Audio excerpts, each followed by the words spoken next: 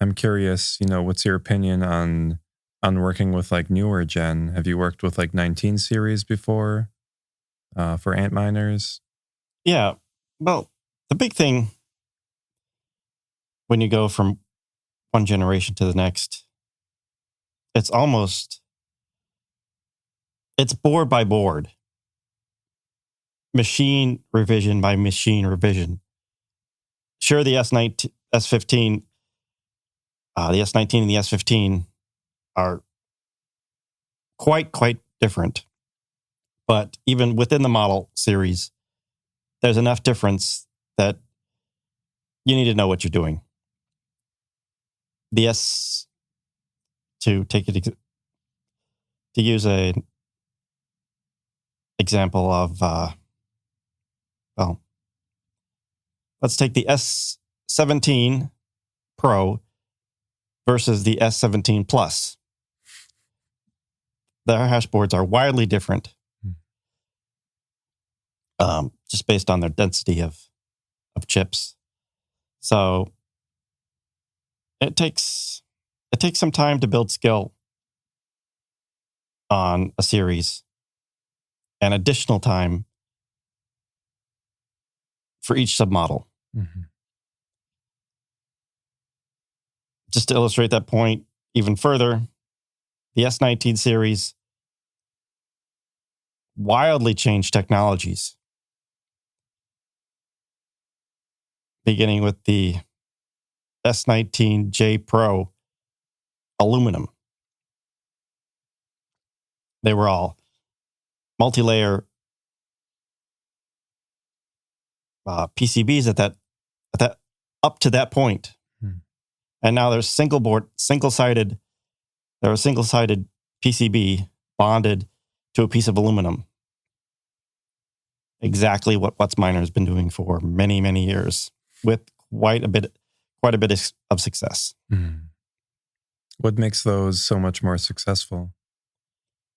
The aluminum. They have two factors that keep them just keep them going. One is the fact that they're aluminum. They dissipate the heat very well. The chips are kept very comfortable their entire run life. The other one is switching to a single-sided PCB, single-sided circuit, reduces your complexity. And whenever you reduce complexity, you always get an advantage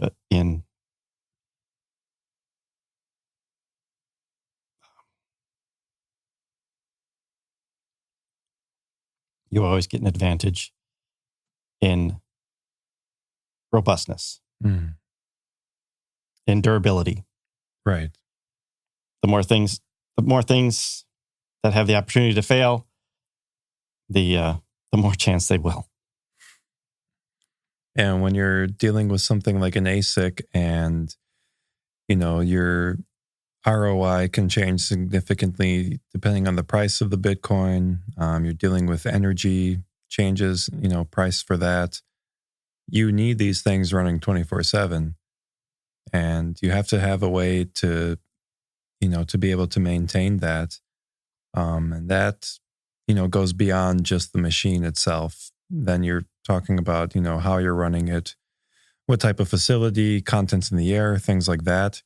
But it seems like you're saying, with the aluminum board, that was just such a game changer to be able to look at these things, more durable for that 24/7 operating. Yeah, well, the failure rates for those multi-layered PCBs, think of a unit. It's two things. It's the compute unit and the power supply.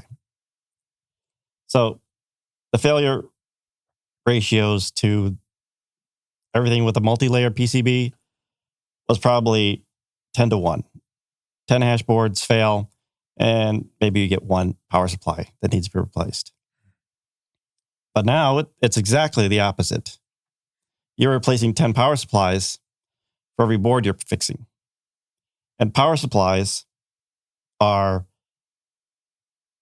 extremely easy to replace in the field. Mm.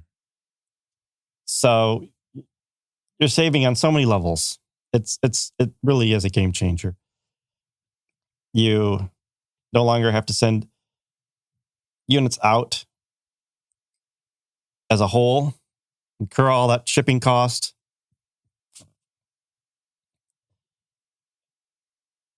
You can just replace power supply. And that's what a lot of people are doing now. So that is improved uptime overnight. Mm-hmm.